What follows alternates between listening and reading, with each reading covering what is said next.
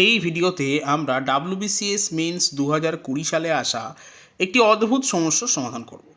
এখানে সমস্যাটি হলো Sanket earns twice as much in the month of March as in each of the other months of the year. What part of his entire annual earnings was earned in March. অর্থাৎ বলা হচ্ছে এরকম যে সংকেত প্রত্যেক মাসে যা টাকা ইনকাম করে মার্চ মাসে প্রত্যেক মাসের তুলনায় ডবল টাকা ইনকাম করে। অর্থাৎ সংকেত যদি জানুয়ারি মাসে 1 টাকা, ফেব্রুয়ারি মাসে 1 টাকা ইনকাম করে, তাহলে মার্চ মাসে ইনকাম করবে 2 টাকা। আবার এপ্রিল থেকে বাকি সমস্ত মাসে 1 টাকা করেই ইনকাম করবে। তাহলে সমস্ত বছর জুড়ে তার ইনকাম হবে 13 টাকা।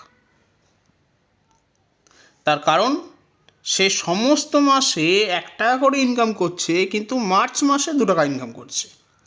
তাহলে মার্চ মাসের ইনকামকে যদি আমি টোটাল ইনকামের ভগ্নাংশ হিসেবে প্রকাশ করতে চাই, তাহলে হবে 2/13।